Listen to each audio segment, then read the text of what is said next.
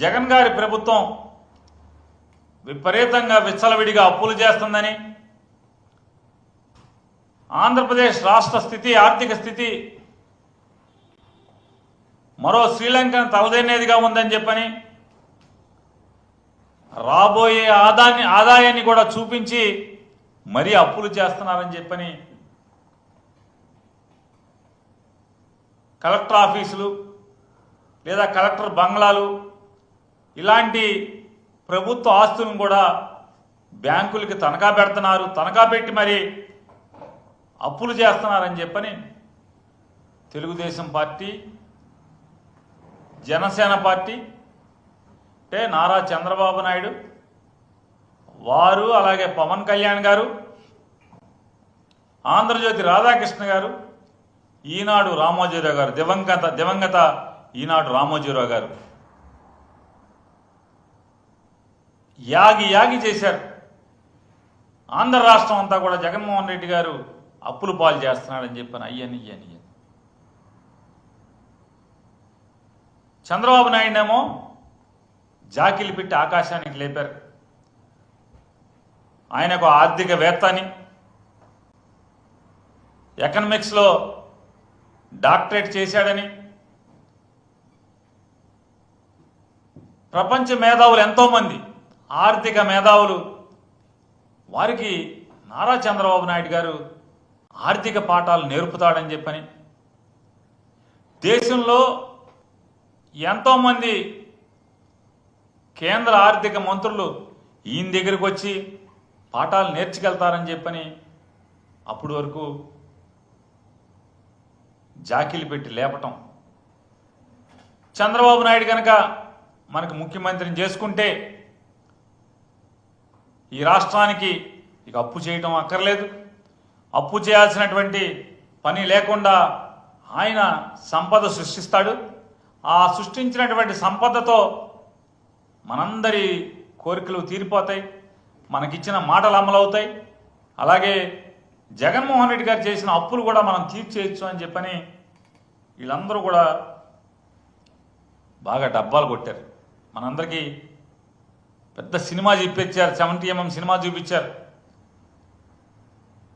ప్రజలు ఈ ఆంధ్రజ్యోతి రాధాకృష్ణ గారు, దివంగత రామోజీరావు గారి ఇద్దరి రాతలను కానీ, లేదా వారి టీవీ ఛానల్లో మాటలను కానీ, లేదా చంద్రబాబు నాయుడు, లేదా ఆయన వత్తాసు పలికే పవన్ కళ్యాణ్ గారు, వీళ్ళందరి మోసపు మాటల్ని నమ్మినటువంటి ప్రజలు ఓట్లేస్తే ఇప్పుడేం చెప్తున్నారు, ఏం చేస్తున్నారు?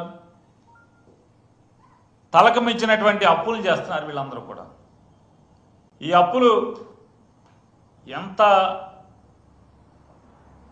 అంటే అప్పులు చేయడంలో ఎంత సిద్ధహస్తులంటే 2014కి ఈ రాష్ట్రానికి ఉన్నటువంటి అప్పు 1,40,000 కోట్ల రూపాయలు ఆంధ్రప్రదేశ్ రాష్ట్రం అప్పు అయితే,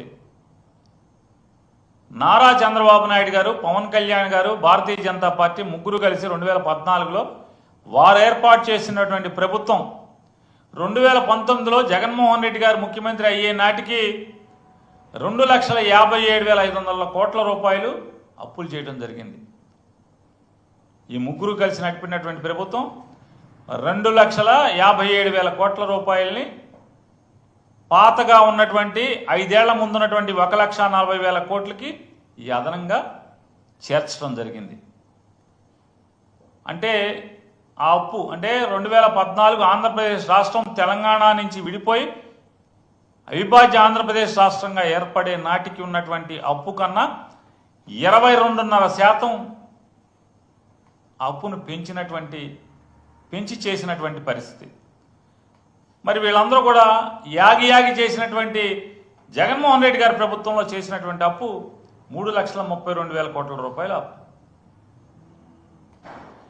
అంటే అప్పుడుకున్నటువంటి జగన్మోహన్ రెడ్డి గారి చేతికి వచ్చినటువంటి ప్రభుత్వం, వారి చేతి ప్రభుత్వంతో పాటు ఆయనకు వచ్చినటువంటి అప్పు మీద 13% మేరకు చేయటం జరిగింది. ఇవాళ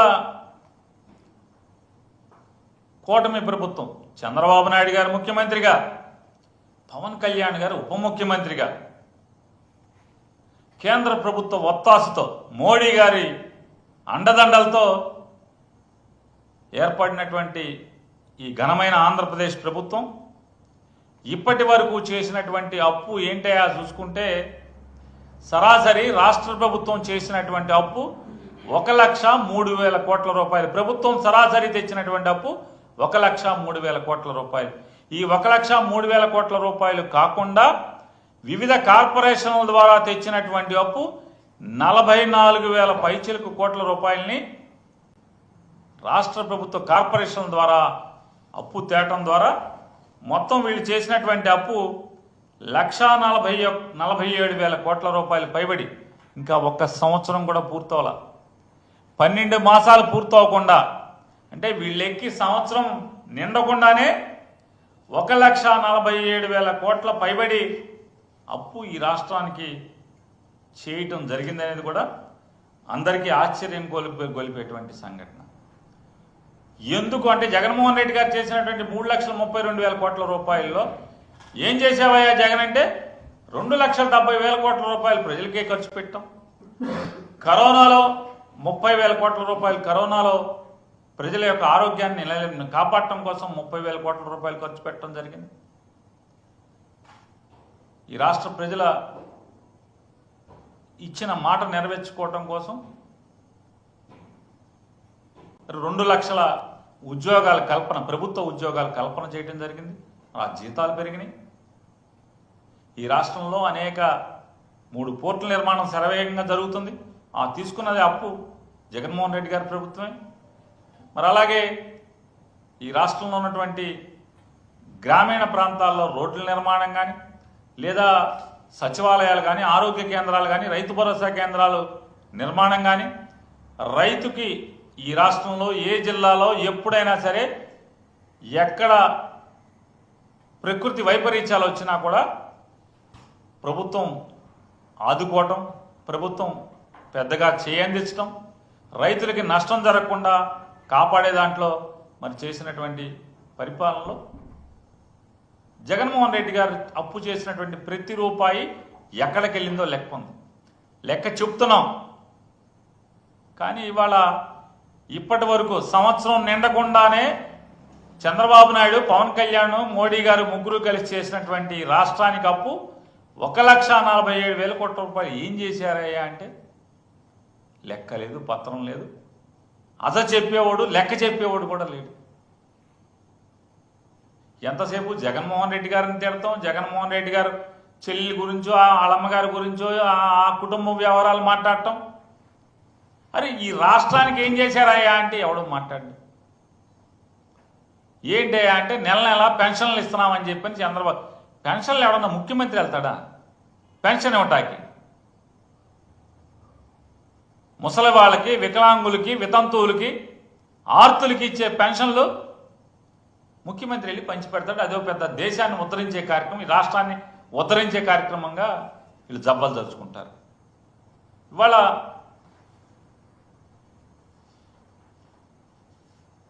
ఎన్నికల ముందేమో సంపద సృష్టిస్తానని చెప్తాడు, మీకు ఇచ్చిన హామీలన్నీ తీరుస్తానని చెప్తాడు. వాళ్ళ అబ్బాయి గారేమో మా నాన్న చెప్పిన మాటలు మేము అమలు చేయకపోతే మా కాలర్ పట్టుకోండి అంటాడు.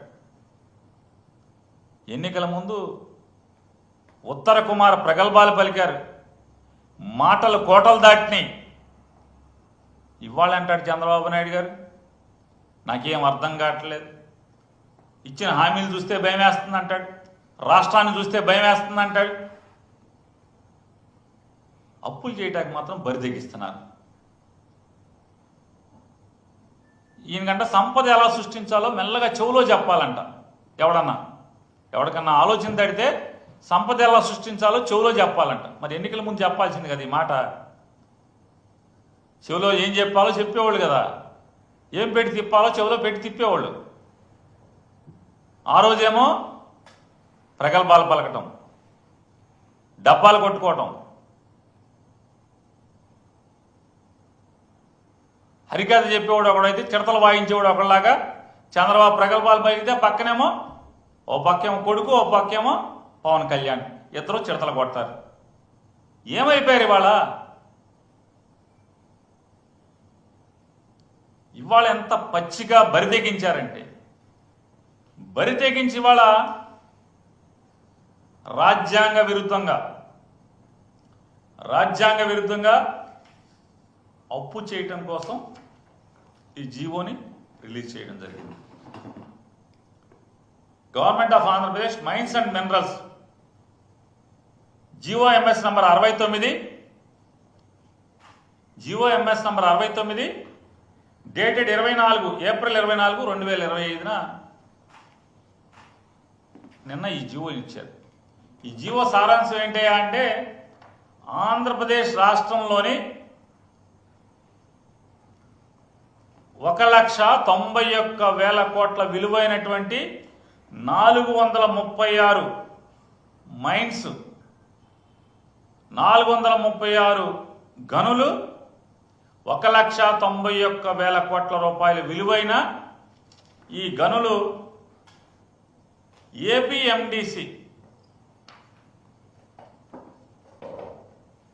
ఏపీఎండిసికి దఖలుపరుస్తూ దానిని 9,500 కోట్ల రూపాయలు అప్పు తెచ్చుకుంటాకి ఈ ఆస్తుల ద్వారా అనుమతులు ఇస్తూ జీవో రిలీజ్ చేశారు. ఈ జీవో రిలీజ్ చేయడం రాజ్యాంగ విరుద్ధమా, అప్పు చేయడం రాజ్యాంగ విరుద్ధమా అంటే, జీవో ఇవ్వడం రాజ్యాంగ విరుద్ధం కాదు, అప్పు చేయడం రాజ్యాంగ విరుద్ధం కాదు, కానీ అనైతికం. జగన్మోహన్ రెడ్డి గారు రాబోయే ఆదాయాన్ని చూపించి అప్పులు చేశాడు అని చెప్పి అవాకులు చవాకులు పేలినటువంటి పేపర్లు కానీ టీవీలు కానీ ఒక్కడు నోరెత్తట్ల. ఇవాళ ఆంధ్రప్రదేశ్ రాష్ట్ర ఖనిజాభివృద్ధి సంస్థకి రాబోయే పదులు, అది 10 ఏళ్ళ 20 ఏళ్ళ రేపు మాపో తెలుస్తుంది మనకి.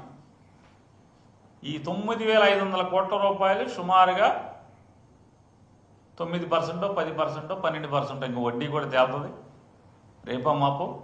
ఈ వడ్డీకి అప్పు తేటం అనేది అంటే జగన్మోహన్ రెడ్డి గారు చేస్తేనేమో బూతు, ఈ పసుపు పత్రికలు పసుపు టీవీలన్నీ కూడా గోలగోల చేస్తాయి.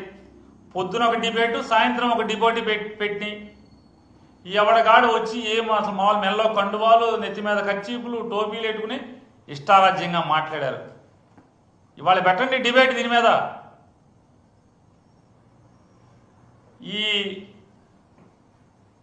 1,91,000 కోట్ల రూపాయల విలువైన 436 గనులు యొక్క రాబోయే సంవత్సరాల ఆదాయాన్ని, మైనింగ్ లీజులు కానీ ఇటువంటి దాని మీద వచ్చే వివిధ రాబడులన్నీ కూడా ఒకే బ్యాంక్ అకౌంట్లో జమ చేయాలనేది నిబంధన విధిస్తూ ఈ జీవోని రిలీజ్ చేస్తూ 9,500 కోట్ల రూపాయలు తేవాలి. ఎలా తేవాలంట? ఒకవేళ 6 మాసాల ఇన్స్టాల్మెంట్లు బ్యాంకులో వేసెట్ పెట్టాలంట. ఏపీఎండిసి 6 మాసాల కట్టాల్సినటువంటి ఈ అప్పుకి 9,500 కోట్ల రూపాయలకి కట్టాల్సినటువంటి వడ్డీ కానీ ఇన్స్టాల్మెంట్ కానీ అసల్లోని కొంత మొత్తాన్ని బ్యాంక్ అకౌంట్లో 6 మాసాలకు సరిపడా ఎప్పుడు ఉండాలంట బ్యాంకులో. ఈ 6 మాసాలకు సరిపడా ఎప్పుడు బ్యాంకులో లేకపోయినా రాష్ట్ర ప్రభుత్వానికి సంబంధం లేకుండా, రాష్ట్రానికి చెప్పకుండా సరాసరి ఆర్బీఐ దగ్గర ఆంధ్రప్రదేశ్ రాష్ట్ర ప్రభుత్వ ఖజానాకి సంబంధించిన బ్యాంక్ అకౌంట్లోంచి వాళ్ళు సరాసరి డ్రా చేసేసుకోవచ్చు అంట. ఎవడాడు? ఒక ప్రైవేట్ కంపెనీ వాడు ఏపీఎండిసికి 9,500 కోట్లు అప్పులు ఇస్తారు. ఈ అప్పుల్ని 6 మాసాలు వడ్డీలు కానీ కిస్తీలు కానీ బ్యాంకులో ఉంచాలి. ఏది తగ్గినా కూడా రాష్ట్ర ప్రభుత్వాన్ని, అప్పు చేసేదేమో ఏపీఎండిసి,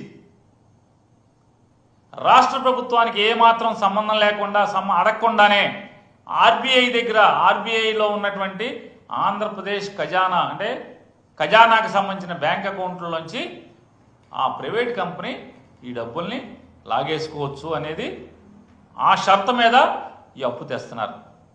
దాన్ని ఏమంటారు? డైరెక్ట్ డెబిట్ మ్యాండేట్ మెకానిజం అంటారు ఆర్బీఐ దగ్గర. డైరెక్ట్ డెబిట్ మ్యాండేట్ మెకానిజం అంటే ఏంటి? రాష్ట్ర ప్రభుత్వం అనుమతి కానీ, రాష్ట్ర ప్రభుత్వం నుంచి ఎవడన్నా ఆర్థిక కార్యదర్శి కానీ ఎవడు కానీ, ముఖ్య కార్యదర్శి ఎవడు కూడా అప్రూవల్ నోట్ ఇవ్వకుండానే, రాష్ట్ర ప్రభుత్వం ఎవరు కూడా మంజూరు ఇవ్వకుండానే, అనుమతి ఇవ్వకుండానే రాష్ట్ర ప్రభుత్వ ఖజానాలోంచి ఆర్బీఐ అకౌంట్లోంచి డైరెక్ట్గా ఈ ప్రైవేట్ వ్యక్తులు డబ్బు వసూలు చేసేసుకోవచ్చు అంట. ఖచ్చితంగా ఇది రాజ్యాంగ విరుద్ధం. ఎంత మామూలుగా ఏం చేస్తాం మనం? ఆర్టికల్ 203 ప్రకారం అసెంబ్లీలో ఎవడు మంత్రి ఉన్నా మంత్రి డిమాండ్ ఫర్ గ్రాంట్స్కి ప్రతిపాదన పెడతాడు, దాన్ని మంజూరు చేసుకుంటారు. ఆర్టికల్ 204 ప్రకారం డిమాండ్ ఫర్ అప్రాప్రియేషన్ తీసుకుంటాం. ఈ రెండు ఒకరోజే తీసుకుంటాం. ఎప్పుడు బడ్జెట్ పెట్టినా కూడా demand for grants, demand for appropriation ఈ రెండు కూడా ఒకరోజే తీసుకుంటాం. ఆ రెండు పొందిన తర్వాత మాత్రమే ఎవరికైనా ఖజానాలో ₹1 ముట్టుకునేటువంటి అధికారం వస్తుంది. కానీ ఇవాళ ఆర్టికల్ 293 క్లాజ్ 1 దాని ప్రకారం ఏ స్టేట్ అయినా సరే కన్సాలిడేటెడ్ ఫండ్ని మార్టిగేజ్ చేసే అధికారం ఉండదు. ఈ 293 క్లాజ్ 1 అంటే రాజ్యాంగానికి ఎలా విరుద్ధం అంటే, రాజ్యాంగం ప్రకారం అయితే రాష్ట్ర ప్రభుత్వం సరాసరి అప్పు చేసుకోవాలి, లేదా కార్పొరేషన్ చేసుకుంటే ప్రభుత్వం గ్యారెంటీ ఇవ్వాలి. ఒకవేళ కార్పొరేషన్ కట్టకపోతే కనుక దాన్ని ఏదో రెండో పద్ధతిలో వసూలు చేసుకోవటమే. ఆ కార్పొరేషన్ మీద సూ చేయటమా, కోర్టుకు వెళ్తామా, లేకపోతే వారికి ఉన్నటువంటి హక్కులను ఉపయోగించి ఆ కార్పొరేషన్ మీద లీగల్ చర్యలకు వెళ్తామే తప్పితే ప్రభుత్వానికి సంబంధం లేకుండా, ప్రభుత్వ అనుమతులు లేకుండా, అంటే రాష్ట్ర ప్రభుత్వం వారి సొంతానికి ఈ రాష్ట్ర ప్రజల అవసరాల కోసం ₹1 ముట్టుకోవాలన్నా demand of grants, demand of appropriation అసెంబ్లీలో పాస్ చేసుకోకుండా ₹1 ముట్టుకుంటాకి లేకుండా ఉన్న పరిస్థితులు ఉంటే, కానీ ఇక్కడ ఈ ప్రైవేట్ బాకీదారుడు ఎవరైతే ప్రభుత్వాన్ని అంటే ఆ ఎండీసీకి అప్పు పెడుతున్నాడో, ఏపీ ఎండీసీకి ఆ అప్పు పెట్టే వ్యక్తికి రైట్ రాయల్గా వీరు అధికారాన్ని, రాజ్యాంగంలో వీరికి లేనటువంటి అధికారాన్ని రాష్ట్ర ప్రభుత్వం దఖలుపరుస్తుంది. ఆర్బీఐకి అంటే ఆర్బీఐ దగ్గర ఎప్పుడు డబ్బులుంటే ఆంధ్రప్రదేశ్ డబ్బులుంటాయి. ఎండీసీ వాళ్ళు ఆ డబ్బులు ఎప్పుడైతే జమ చేయిపోతారో వెంటనే డబ్బులు ఖజానాల నుంచి లాక్కోవచ్చు అని చెప్పని ఈ రకమైనటువంటి అంటే బరితెగింపు, అప్పు చేయటానికి బరితెగింపే కాకుండా రాజ్యాంగానికి విరుద్ధంగా కూడా సరాసరి ఇంతవరకు భారతదేశంలో ఏ రాష్ట్రాలు ఇంతవరకు ఇంత బరితెగించి అప్పులు చేయని విధంగా చంద్రబాబు నాయుడు గారు, పవన్ కళ్యాణ్ గారు కలిసి అప్పు చేస్తున్నటువంటి ఈ బరితెగింపుని మనం ఖండించాల్సిన అవసరం ఉంది. ఖచ్చితంగా ఖండిస్తూ ఇవాళ ఎన్నో కథలు చెప్పారు. కానీ ఈ బిల్డప్ బాబాయ్ చంద్రబాబు నాయుడు గారు, పవన్ కళ్యాణ్ గారు, ఆయన ఒక చిన్న బిల్డప్ బాబాయ్, ఈయన ముసలి బిల్డప్ బాబాయ్, వీళ్ళిద్దరూ కలిసి ఎన్ని కబుర్లు చెప్పారు. జగన్మోహన్ రెడ్డి గారి కంటే మిన్నగా మేము సంక్షేమాన్ని రాష్ట్రానికి అందిస్తాం, జగన్మోహన్ రెడ్డి గారి కంటే మిన్నగా ఆంధ్ర రాష్ట్ర ప్రజలకి సంక్షేమాన్ని అందిస్తాం, అభివృద్ధి గొప్పగా చేస్తాం, అప్పులు తీరుస్తాం, అప్పులు చేయకుండా సంపద సృష్టిస్తామని చెప్పినటువంటి వీళ్ళు ఏం చేస్తున్నారా అంటే ఒక్క సంపద లేదు. అమరావతి పేరుతో 56,000 కోట్లు, 50,000 కోట్ల పైచిలకో ఇప్పుడుకి చేశారు. మరోలా ఇంకొక 50,000 కోట్లకి టెండర్లు పిలుస్తామని చెప్తున్నారు. అదొక 1,00,000 కోట్లు. అంటే రాష్ట్రం అంటే అమరావతి మాత్రమే, అమరావతికే 1,00,000 కోట్లు టెండర్ పిలుస్తున్నామని చెప్పేటువంటి గొప్పగా చెప్తున్నారు వీళ్ళు. మళ్ళీ తగుదనమ్మా ఇది సరిపోదని మరొక 44,000 ఎకరాలు తీసుకుంటారండి. మరి ఆ 44,000 ఎకరాలకి అభివృద్ధికి డబ్బులు ఎక్కడి నుంచి తెస్తారు? అంటే రాష్ట్రంలో ఉన్నటువంటి మిగతా ప్రాంతాలందరినీ కూడా ఏం చేద్దాం అనుకుంటున్నారు? ఈ బిల్డప్ పెద్ద ఓల్డ్ బిల్డప్ బాబాయ్ కానీ, ఈ చిన్న బిల్డప్ బాబాయ్ కానీ, వీళ్ళిద్దరూ ముసలి బిల్డప్ బాబాయ్, చిన్న బిల్డప్ బాబాయ్ ఇద్దరు ఇంత గొప్ప గొప్ప మాటలు చెప్పి వాళ్ళ ఒక్క పథకానికి అవసరం అంటే డబ్బులు కేటాయించకుండా ఒక్క పథకం అమలు చేయకుండా కనీసం రాష్ట్రంలోని పేద మధ్యతరగతి వర్గాలకి సంబంధించి ఆరోగ్యశ్రీని కూడా వాళ్ళు ఉచితంగా ఆర్థిక భారం పడకుండా దశాబ్దాలుగా ఆంధ్రప్రదేశ్ రాష్ట్రంలో ప్రభుత్వం ఆదుకుంటున్నటువంటి తీరుని అంటే ఆరోగ్యశ్రీని కూడా నీరుగార్చినటువంటి పరిస్థితి. పిల్లల చదువులు కాలేజీలకి చెల్లించాల్సిన డబ్బులు కట్టరు, ఇప్పుడు ప్రస్తుతం ఉన్నటువంటి ఫీజులు చెల్లించరు. మరి పేద మధ్యతరగతి వర్గాలను ఎలా మీరు ఉద్ధరిస్తారు? అంటే వాళ్ళ ఓటుకి మోసపు మాటలు చెప్పి ఓట్లు వేయించుకుని అధికారాన్ని పొంది మీ సంపద సృష్టించి పెంచుకునేటువంటి పరిస్థితి ఇవాళ కనపడుతుంది. ఎన్నికలకు ముందు చంద్రబాబు నాయుడు గారి సంపద ఏం పెరగలేదు, ఇవాళ చూస్తే అపారంగా ఆయన సంపద పెరిగిపోయే పరిస్థితి. మీ పార్టీ ఆఫీసుల్లో ఆకాశాన్ని అంటే బిల్డింగ్లు కట్టే పరిస్థితి ఎన్నికలు అయిపోయిన తర్వాత. ఎన్నికల ముందేమో కిస్తీలు కట్టాక డబ్బులు ఉండవు, ఎన్నికలు అయిపోయిన తర్వాత ఏమో మీరు లఘుశంక తీర్చుకోవాలన్నా కూడా స్పెషల్ ఫ్లైట్లలో విమానాల్లో తిరుగుతున్నటువంటి పరిస్థితి. సెక్రటరియట్ నుంచి గన్నవరానికి విమానం, గన్నవరానికి హెలికాప్టర్, గన్నవరం ఎయిర్పోర్ట్ నుంచి ఇంటి దగ్గరికి హెలికాప్టర్, రాజమండ్రికి ప్రత్యేక విమానం, రాజమండ్రి నుంచి పిఠాపురానికి హెలికాప్టర్, పిఠాపురం నుంచి వైజాగ్కి హెలికాప్టర్, ఇక్కడి నుంచి తిరుపతికే స్పెషల్ ఫ్లైటు, తిరుపతి నుంచి కడప వెళ్ళాలంటే హెలికాప్టర్. ఈ హెలికాప్టరు విమానం ప్రత్యేక విమానం జనంలో కలిసి వెళ్ళే పరిస్థితి లేదు. అంటే కొడతానని భయమా? జనంలో కలిసి వెళ్తే జనం తిడతారని భయమా? ఎందుకు మీరు వెళ్ళలేకపోతున్నారు? ఉప ముఖ్యమంత్రి గారు ఎక్కడికైనా అయితే స్పెషల్ ఫ్లైటు, హెలికాప్టర్ తప్పితే. ఎన్నికల్లోనేమో కారు టాప్ ఎక్కి వెళ్తారు, కారు టాప్ మీద కూర్చుంటారు ఎన్నికల్లో. ఇప్పుడేమో కనపడకుండా విమానాల్లో ఇంకో పక్క ప్యాసింజర్ కూడా ఉండకుండా మీరు ఒక్కళ్ళే విమానంలో వెళ్తారు, హెలికాప్టర్లో దిగుతారు. అంటే అదేమన్నా పోనీ మీ సొంత సొమ్ములా? కాదు కదా. ఇదంతా కూడా రాష్ట్ర ప్రజల పన్ను కట్టిన డబ్బుల్లోంచే మీరు ముగ్గురు, చంద్రబాబు నాయుడు గారు కానీ, లోకేష్ నాయుడు గారు కానీ, లేదా పవన్ కళ్యాణ్ గారు కానీ, ఇలా ముగ్గురు తిరిగేటువంటి ప్రత్యేక హెలికాప్టర్లు కానీ లేదా ప్రత్యేక విమానాలు కానీ, ఆఖరికి వీళ్ళ కుటుంబం దగ్గరికి వెళ్ళాలన్నా కూడా ప్రత్యేక విమానమే. చెప్పండి, బయటికి పెట్టండి. ఆ డబ్బులు ఎక్కడి, ఎవరు కడుతున్నారు? వారం వారం హైదరాబాద్ వెళ్తున్నారు కదా తండ్రి కొడుకులు ఇద్దరు, వారం వారం హైదరాబాద్ వెళ్ళే డబ్బులే విమానాలకి ఎవరు డబ్బులు కడుతున్నారు? శుక్రవారం కొడుకేమో ఇటు నుంచి హైదరాబాద్ వెళ్తాడు ప్రత్యేక విమానంలో, తండ్రి శనివారం నాడు హైదరాబాద్ వెళ్తాడు ప్రత్యేక విమానంలో. ఇద్దరు కలిసి ఒక విమానంలో రావచ్చు కదా, చెరొక విమానంలో సోమవారం ఇక్కడికి వస్తారు. ఎవరు కడుతున్నారు డబ్బులు? ఎక్కడికి వెళ్ళినా మీరు ప్రత్యేక విమానంలో తిరుగుతున్నారు కదా.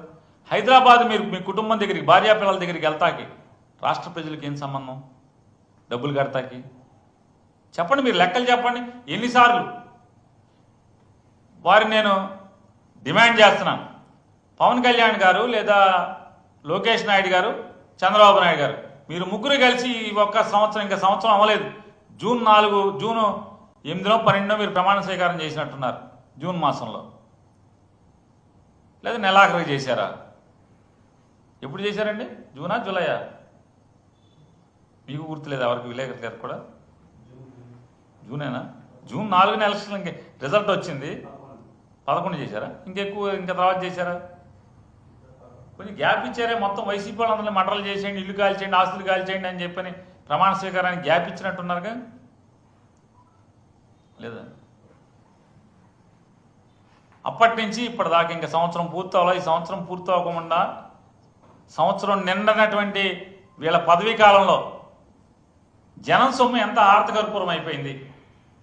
ఈ హెలికాప్టర్లకి, స్పెషల్ ఫ్లైట్లకి చెప్పమని నేను డిమాండ్ చేస్తున్నాం. అట్లాగే పాపం అందరూ జనమేమో ఈ రాష్ట్రంలో ఉన్న ప్రతి ఆడపిల్ల 18 ఏళ్ళు నిండంగానే 50 అట్లాగే 59 ఏళ్ళు లోపు వాళ్ళందరూ కూడా డబ్బులు వస్తాయి అనుకున్నారు. నెల నెల 1500 వేస్తారన్నారు. ఆ డబ్బులు ఏమైపోయినాయి? ఉచిత బస్సు ఏమైపోయింది? ఈ మధ్య ఎవరో జనసేన వాళ్ళు మాట్లాడుతున్నారు. అసలు ఉచిత బస్సు అని ఎవడు చెప్పాడు? ఏ బుద్ధున్నట్టు చెప్పాడు? ఎవడు చెప్తాడు? ఎవడన్నా నమ్ముతాడా? ఎందుకు ఇస్తారు ఉచిత బస్సు? ఎందుకు ఇవ్వాలని జనసేన వాళ్ళు మాట్లాడుతున్నారు. వత్తాసు చంద్రబాబు నాయుడికి. కూటమి ప్రభుత్వం కదా. కూటమి అంటే ఇటు విషపు కూటమి ఇది. ఎన్నికల ముందేమో కాళ్ళ ఏళ్ళ పడతారు, ఎన్నికలైన తర్వాత ఏమో నెత్తి మీద ఎక్కి తొక్కేటువంటి పరిస్థితి ప్రజలు లేడు. పిల్లల చదువుల గురించి పట్టించుకున్నవాడు లేడు. కాలేజీ ఫీజులు కడతలేదు. తల్లిదండ్రుల దగ్గర జుట్టు పట్టుకుని మరీ కాలేజీ యాజమాన్యాలు వసూలు చేస్తున్నాయి. పేద విద్యార్థులు అందరి దగ్గర తల్లిదండ్రుల దగ్గర డబ్బులు వసూలు చేస్తున్నారు ఫీజులు కట్టమని. ఈ ప్రభుత్వం కట్టదోసి వస్తాం, మాకు అనవసరం, ఆడు కడితే అప్పుడు మేము వేస్తాం లేవయ్యా అని చెప్పి దబాయించే పరిస్థితి. పరీక్షలు రాయనివ్వట్లేదు. మెస్ ఛార్జీ లేదు. మీరు పిల్లలు చదువుకునేటువంటి వాళ్ళందరూ కూడా పేద మధ్యతరగతి విద్యార్థులకి మెస్ ఛార్జీలు వేరు. ఏం చేద్దాం అనుకుంటున్నారు ఈ రాష్ట్రాన్ని? ఇంత దగా, ఇంత మోసం. ఈ రోజుకి ఏం సిగ్గుపడకుండా అబద్ధాలు చెప్తారు. ఎంత బరితెగించారంటే వీళ్ళు. పిఠాపురంలో దళితుల్ని వెలివేస్తే, గ్రామ బహిష్కరణ, సంఘ బహిష్కరణ చేస్తే, పిఠాపురంలో దళితుల్ని 2025 సంవత్సరం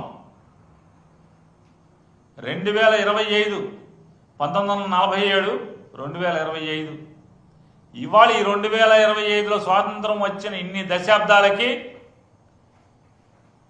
ప్రపంచం మొత్తం పిఠాపురం వైపు చూసేలా చేస్తాను, మీరు ఓటేయండి అని చెప్పినటువంటి మహానాయకులు ఉన్నటువంటి ఈ రాష్ట్రంలో దళితుల్ని సంఘ బహిష్కరణ చేస్తే పలకరించే దిక్కు లేదు. హోమ్ మినిస్టర్ గారికి, ఒక దళితురాలైనటువంటి హోమ్ మినిస్టర్ గారికి అంటే నా జాతికి లేదా నా తోటి సోదరుల్ని సంఘ బహిష్కరణ చేయటం ఏంటి, ఈ రోజుల్లో కూడా ఈ స్థితులు ఉన్నాయా అని పరిగెత్తాల్సింది పోయి అడ్రస్ కూడా లేదు, పలకరించినోడు లేడు. ఎమ్మెల్యే పలకరించలేదు, ఎంపీ పలకరించలేదు. ఈ రాష్ట్రానికి సంబంధించిన హోం మంత్రి లేదా సాంఘిక సంక్షేమ మంత్రి దళితులు, సామాజిక వెనుకబాటు కలిగిన వారి యొక్క సంక్షేమాన్ని ఆలనా పాలన చూస్తానని రాజ్యాంగం మీద ప్రమాణం చేసినటువంటి మంత్రి పదవి పొందినోడు ఎవరు? కానీ ఆ హోంమంత్రి గారికి వీరయ్య చౌదరి అనే ఒక తెలుగుదేశం కార్యకర్తని బ్యాందీ వ్యాపారంలో లావాదేవీలు తేడా వచ్చి చంపేస్తే అక్కడికి మాత్రం హుటాహుటిన ఆవిడ వెళ్ళిపోతారు. చంద్రబాబు నాయుడు గారు, ముఖ్యమంత్రి గారు వెళ్ళిపోతారు. అంటే వీరయ్య చౌదరి గారి మరణం తప్పే, ఆయన చంపడం తప్పే, కానీ ఆయన మీద ఉన్న సానుభూతి, అరే ఇవాళ 2025 సంవత్సరంలో దళితుల్ని సంఘ బహిష్కరణ చేసి, అంటే వాళ్ళకి ఉప్పు, పప్పు, బియ్యం ఏవి కూడా అమ్మము అని చెప్పని బరితెగించి మాట్లాడేటువంటి గ్రామంలో పలకరించే దిక్కు లేకపోవటం అనేది ఎంతకన్నా మీ ప్రభుత్వం దిక్కుమాలిన ప్రభుత్వం అంటానికి ఇంకేం కారణం కావాలి? మీ ఆలోచన, మీ మనస్తత్వం, మీ పోకడలు డబ్బున్నోళ్ళని, అగ్రవర్ణాలని తప్పితే సామాన్యుల్ని, పేదల్ని, వెనుకబాటుతనానికి అణచివేయబడుతున్న వాళ్ళని పలకరించే మనసు లేనటువంటి మీ ప్రభుత్వం ఏమనాలి? మీ ప్రభుత్వాన్ని గల్లా పట్లే డబ్బులు లేవు, భయం వేస్తుంది. కోరికలు, ప్రజలకు ఇచ్చిన మాట చూస్తే ఎగ్గొడతాకైతే అన్నిటికీ భయం. ప్రజలకి నోటి మాటతో ఎగ్గొట్టేస్తారు, చెప్పేప్పుడేమో అరిచేతిలో వైకుంఠం చూపిస్తారు. అధికారం వచ్చిన తర్వాత ఈ రకమైనటువంటి దిగజారుడు మాటలు, దిక్కుమాలిన మాటలు మాట్లాడి ప్రజల్ని ఏమార్చాలని చూస్తారు. అప్పు చేయడానికి మాత్రం భయం లేదు, బెరుకు లేదు, బరి తెగింపు. అంటే ఈ 1,47,000 కోట్లు ఇప్పుడు దాకా చేసిన అప్పు ఒక తంతు అయితే, ఒక ఎత్తు అయితే, రేపో మాపో చేయబోతున్నటువంటి మైనింగ్ డిపార్ట్మెంట్ని తాకట్టు పెట్టి 1,91,000 విలువైన కోట్ల విలువైన 1,91,000 కోట్ల విలువైన ప్రభుత్వ ఆస్తుల్ని, సంపదని ఒక ప్రైవేటు వ్యక్తులకి 436 గనుల్ని తాకట్టు పెట్టే పద్ధతి, ఇంతకన్నా దగుల్బాజీ పద్ధతి, ఇంతకన్నా రాజ్యాంగానికి వ్యతిరేకమైనటువంటి, రాజ్యాంగ విరుద్ధమైనటువంటి అప్పు చేసే పద్ధతి ఈ దేశంలో మొట్టమొదటిసారిగా వీళ్ళు కనుగొన్న స్థితి చూస్తే, ఎన్నికల ముందేమో ఆంధ్రప్రదేశ్ రాష్ట్రాన్ని దేశంలో మొదటి నెంబర్ 1గా నుంచోబెడతానని చెప్పినటువంటి డబ్బాలు కొట్టినటువంటి చంద్రబాబు నాయుడు గారు, పవన్ కళ్యాణ్ గారు ఇవాళ భారతదేశంలో ఆంధ్రప్రదేశ్ రాష్ట్రాన్ని అప్పుల కుప్పగా, అప్పుల్లో నెంబర్ 1గా నిలబెట్టేదానికి శరవేగంగా, తీవ్రంగా వీళ్ళు ప్రయత్నాలని చేస్తున్న పనుల్ని తీవ్రంగా ఖండిస్తూ ఈ అప్పులు ఆపమని చెప్పని, ప్రజలకు ఇచ్చిన మాటల్ని నిలబెట్టుకోమని చెప్పని డిమాండ్ చేస్తాం.